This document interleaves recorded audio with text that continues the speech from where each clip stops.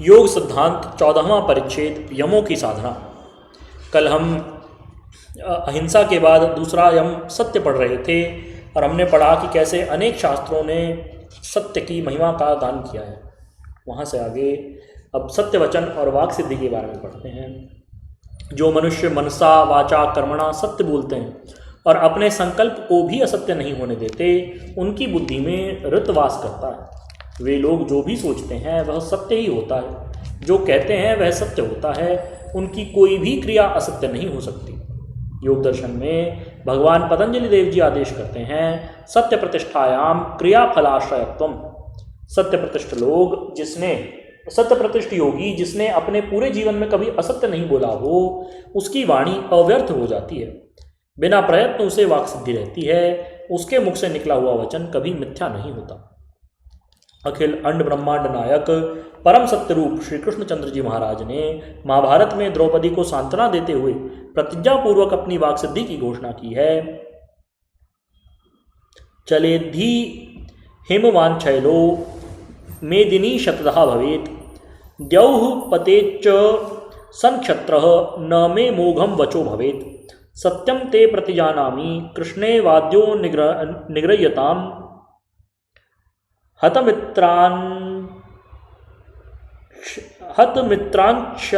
मित्रांशयायुक्तात् न चिराद द्रक्ष्यसे पतिं। हिमालय अपने स्थान से भले ही विचलित हो जाए, पृथ्वी के दो टुकड़े हो जाएं और चाहे आकाश नक्षत्रों सहित गिर पड़े, किंतु मेरी वाणी कभी मिथ्या हो ही नहीं सकती। हे द्रौपदी, आंसुओं को पोंछ, बहुत थोड़े ही समय में तुम अपने पतियों को शत्रु रहित भूमंडल पर राज्य श्री युक्त होकर के देखोगी। इसी प्रकार अभिमन्यु की पत्नी उत्तरा को सांत्वना देते हुए भगवान श्री कृष्णचंद्र जी ने उसके मृत शिशु को जीवन दान देते समय बार बार प्रतिज्ञा पूर्वक अपने सत्य को साक्षी रखते हुए कहा कि न ब्रवीम्युत्तरे मिथ्या सत्यम एतद् भविष्यति, एष संजीवयाम्येनं पश्यतां सर्वदेहिनां, नोक्तं पूर्वं मया मिथ्या स्वैरेष्वपि कदाचन, न च युद्धात् परावृत्तः तथा संजीवतामयम्।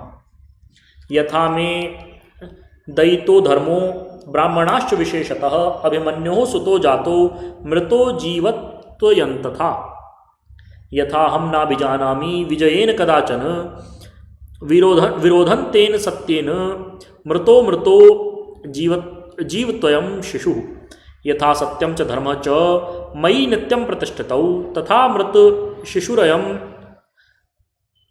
जीवताद अभिमन्युज, यथा कंसश्च केशिं च धर्मेण निहितौ मया, तेन सत्येन बालोऽयं पुनः संजीवतामयम्।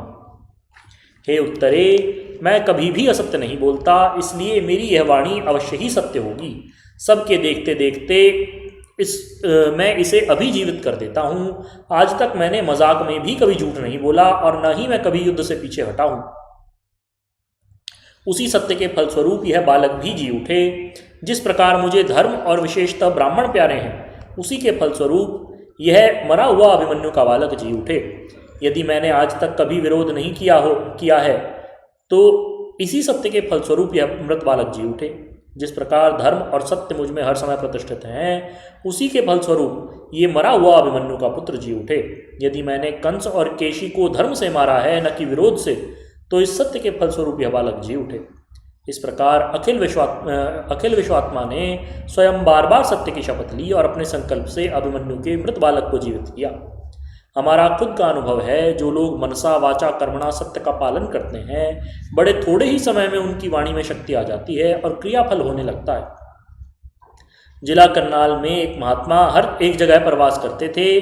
अन्य सब प्रकार की साधनाएं करते हुए भी सत्य पालन को अपना ध्येय बनाए हुए थे। उनकी साधना थी कि मनसा वाचा कर्मणा जो भी करें सत्य ही करते थे और अत्यंत मृदुभाषी थे। उनकी वर्षों की साधना के फलस्वरूप उनके जीवन में सत्य चमक उठा था। वे जो भी किसी को कह देते थे, भगवान सत्यदेव की कृपा से वह अवश्य ही पूर्ण हो जाता था। उनका कोई भी संकल्प कभी विफल नहीं होता था। योगीराज पतंजलि देव जी के अनुसार ही उनकी वाणी क्रियाफल वाली हो गई थी। वे स्वयं इस बात को मानते थे कि मेरा जीवन सत्यदेव की आराधना से ही पूर्ण निर्भय और हर तरह की विघ्न बाधाओं से रहित है। सत्य पूर्ण ब्रह्म है और उसकी आराधना साक्षात परब्रह्म की आराधना है तथा सब प्रकार से ओज और तेज को बढ़ाने वाली है। इसलिए कल्याण की अभिलाषा रखने वाले व्यक्तियों को भगवान पतंजलि देव जी के बतलाए हुए दूसरे यम सत्य को अपने जीवन में पूरी तरह अपनाने का प्रयत्न करना चाहिए। तीसरा यम है अस्तेय। अस्तेय धर्म भी अहिंसा की पुष्टि के लिए ही है। दूसरे के धन को चोरी से, छल से या किसी अन्य प्रकार से अपहरण न करना अस्तेय कहलाता है। यथा अन्न दीये तृणे रत्ने कांचने मौक्तिके पिच मनसा विनिवृत्तर्या तदस्तेयम विदुर्बुधा। अर्थात किसी दूसरे के तृण, रत्न, सोना, मोती आदि पदार्थों को प्राप्त कर लेने की वृत्ति का मन में न होना अस्तेय कहलाता है। जिस व्यक्ति की अस्तेय में पूरी प्रतिष्ठा हो जाती है उसके सामने सब रत्न स्वयं ही उपस्थित होने लगते हैं, किंतु उसको उनकी कामना नहीं रहती। जैसे अस्तेय प्रतिष्ठायाम सर्वरत्नोपस्थानम। अर्थात अस्तेय की पूर्ण प्रतिष्ठा हो जाने पर योगी को सब प्रकार के ऐश्वर्य स्वतः ही प्राप्त होने लगते हैं, रत्नादि स्वयं प्राप्त होने लगते हैं। चौथा यम है ब्रह्मचर्य। ब्रह्मचर्य की महिमा हमारे शास्त्रों में ब्रह्मचर्य की महिमा से हमारे शास्त्र ओतप्रोत हैं, किंतु आजकल के समाज में दुर्व्यसनों की अधिक मात्रा में बढ़ जाने के कारण ब्रह्मचर्य जीवन लुप्त प्राय ही है। वीर को हमारे शास्त्रों में ब्रह्म रूप से वर्णित किया गया है। वीर को धारण करने वाला ब्रह्मचारी कहलाता है। वीर हमारे शरीर में 7वीं धातु है और उसका स्वरूप हमारे शास्त्रों में इस प्रकार वर्णित है। शुक्रम सौम्यम सतम स्निग्धम बल पुष्टिकरम स्मृतम गर्भ बीजम वपु सारो जीवनाश्रय उत्तम। जो मनुष्य अन्न का सेवन करता है उसका रस बनता है, रस से रक्त, रक्त से मांस, मांस के बाद मेद, उसके बाद हड्डी, हड्डी से मज्जा और मज्जा से वीर बनता है। वीर से ओज की उत्पत्ति होती है जो मनुष्य को दैदीप्यमान रखता है। वीर संपूर्ण शरीर का आधार, जीवन का आश्रय और परम पुष्टिकर है। जिस प्रकार से दूध में घी तथा ईख के रस में गुण व्यापक रहता है, इसी प्रकार वीर सारे शरीर में व्यापक रहता है। इसी से मन और बुद्धि का पूर्ण विकास होता है। यही सर्वसिद्धियों का मूल है। शिव संहिता में भगवान शंकर ने ऊंचे शब्दों में आज्ञा दी है, यथा मरणम बिंदुपातेन जीवनम बिंदुधारणे तस्मादति प्रयत्नेन कुरुते बिंदुधारणम जायते म्रियते लोके बिंदुना नात्र संशयः एतज्जात्वा यदा योगी बिंदुधारणमाचरेत सिद्धे बिंदौ महायत्ने किम न सिद्ध्यति भूतले यस्य प्रसादान महिमा ममाप्यीदृशो भवेत। बिंदु के पतन से मरण और बिंदु के धारण से ही जीवन होता है। प्राणी का जन्म और मरण बिंदु से ही होता है। इसलिए योगी को प्रयत्न करके बिंदु धारण करना चाहिए। यत्पूर्वक बिंदु जय कर लेने पर संसार में ऐसा कोई कार्य नहीं जो सिद्ध न किया जा सके। भगवान कहते हैं कि मेरा जो कुछ प्रभाव संसार में दिखलाई देता है केवल वीर धारण से ही है। ब्रह्मचर्य के नियम बहुत बड़े बड़े हैं। शास्त्र विधि से ब्रह्मचारियों की 2 संज्ञाएं दी हैं, नैष्ठिक और उपकुर्वाण। नैष्ठिक ब्रह्मचारी वे कहलाते हैं जो जीवन पर्यंत अखंड ब्रह्मचर्य का पालन करें। जैसे भीष्म पितामह, शंकराचार्य, स्वामी दयानंद, ये सब नैष्ठिक ब्रह्मचारी हैं। उपकुर्वाण ब्रह्मचारी वह कहलाता है जो समय की अवधि तक ब्रह्मचर्य आश्रम का पूर्ण रूप से पालन करके गृहस्थ आश्रम में प्रवेश करे। किसी भी संज्ञा का ब्रह्मचारी क्यों न हो, ब्रह्मचर्य अवस्था में मैथुन त्याग परम आवश्यक है, क्योंकि जो सब अवस्थाओं में मन, वाणी और कर्म से सर्वथा मैथुन का त्याग करता है वही ब्रह्मचारी कहलाने का अधिकारी है। ब्रह्मचारी को मन से भी विषयों का चिंतन नहीं करना चाहिए, क्योंकि ध्यायतो विषयान पुंसः संगस्तेषु उपजायते संगात संजायते कामः कामात् क्रोधो विजायते क्रोधात् भवति सम्मोहः सम्मोहात् स्मृति विभ्रमः स्मृति भ्रंशात् बुद्धिनाशो बुद्धिनाशात् प्रणश्यति। विषयों का चिंतन करने से मनुष्य की उनमें आसक्ति होती है, आसक्ति से उन्हें प्राप्त कर लेने की कामना होती है, उसी कामना से क्रोध, क्रोध से मोह तथा मोह से स्मृति विनाश हो जाता है। स्मृति भ्रंश से बुद्धिनाश और बुद्धिनाश से मनुष्य का ही सर्वनाश हो जाता है। भगवान श्री कृष्ण की आज्ञा के अनुसार जो व्यक्ति किंचन मात्र भी विषयों का स्मरण नहीं करता वही ब्रह्मचर्य के नियमों का पालन कर सकता है। ब्रह्मचारी में सिद्धों की तरह शक्तिपात करने की योग्यता आती है। भगवान पतंजलि देव ने ब्रह्मचर्य धारण का फल इस सूत्र में बतलाया है, ब्रह्मचर्य प्रतिष्ठायाम वीर लाभ।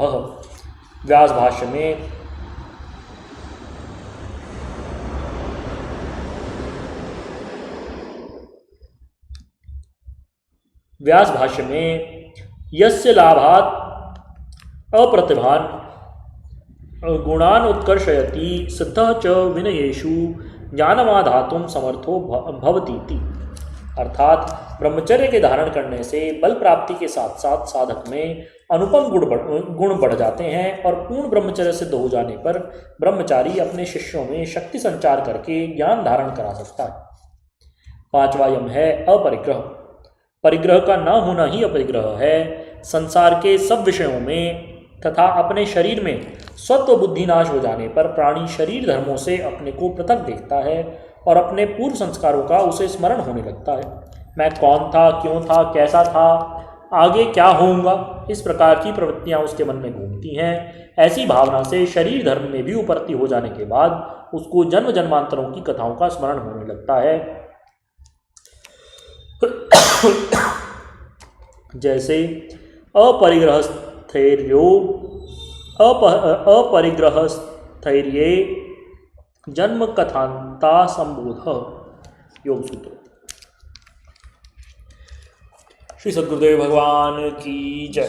परम प्रभु श्री रामलाल जी महाराज की जय। योगराज अनंत स्वामी श्री चंद्रमोहन जी महाराज की जय। श्री सदाशिव भगवान की जय। श्री वृंदावन बिहारी लाल की जय। शंकर भगवान की जय। हर हर महादेव।